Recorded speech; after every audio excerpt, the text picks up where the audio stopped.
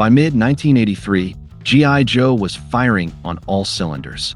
Larry Hama had turned what could have been a lazy toy commercial into a sprawling action-adventure serial, and issue 12 proves how quickly the book was expanding in both scope and cast. This chapter introduces the fictional Latin American hotspot Sierra Gordo and the unluckiest man in Cobra's ranks, Scarface, a field officer who lives up to his name. Between new settings, familiar villains, and surprising moral complexity, Three Strikes for Snake Eyes feels less like a disposable tie-in and more like the kind of war serial Hama seemed born to write.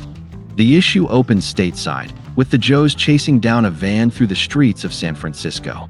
Hama has the Cobra vehicle plow right through a punk rocker's Corvette, a sequence punctuated by a wink toward Wendy O. Williams, a curious reference to sneak into the pages of a code-approved Marvel comic.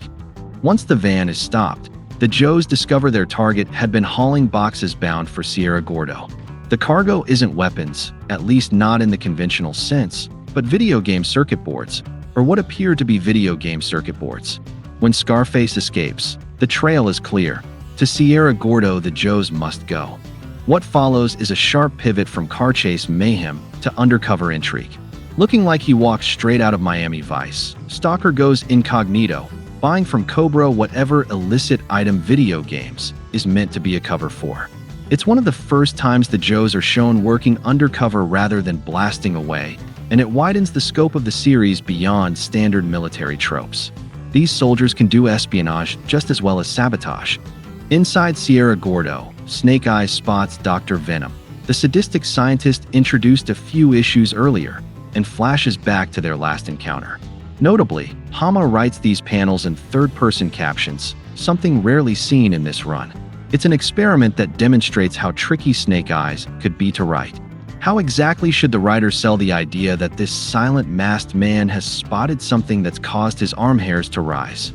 The mercenary Quinn also re-enters the stage, bringing with him a code of honor that's equal parts Inuit wisdom and hard-bitten philosophy.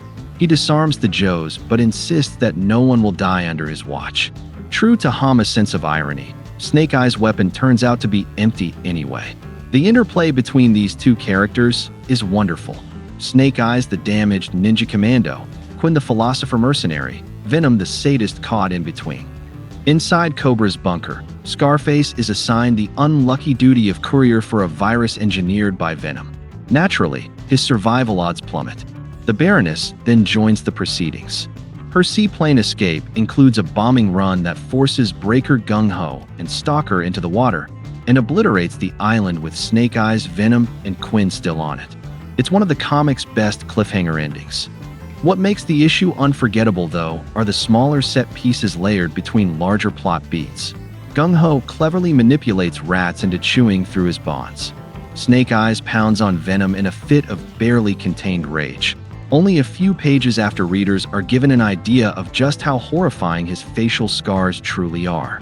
Quinn drops a metaphysical lecture on honor in the middle of a firefight.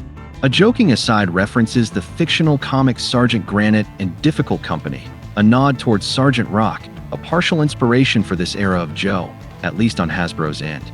One visceral sequence comes when Snake Eyes is captured and beaten by Venom at the river dock. Venom, still smarting from his humiliation in Springfield, lays into him with unrelenting cruelty, only to be stopped by the Honorable Quinn. Declared dead by Cobra troopers, Snake Eyes is left in a burning office building. Villagers watch him stumble aflame from the inferno, commenting on the terrible scars covering his face, before he dives into the river.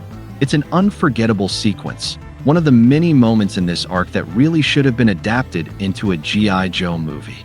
Beyond the thrills, this issue also sets up relationships that would echo through the franchise for decades.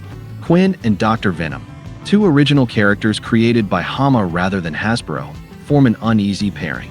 Their dynamic, brief though it is, left such a mark that Hama revisited it decades later during the IDW run. Taken together, G.I. Joe number 12 is far more concerned with telling a story that resonates with its audience than it is in selling you action figures. The book never had to be this good, but the creators weren't content to hack it out. That wraps us up for today. If you click the video description, you'll find many fine links to follow. This includes the prose G.I. Joe novels I wrote for the Kindle Worlds project. It's my take on what a hypothetical Joe Season 3 could have been in 1987, and it's available now for free.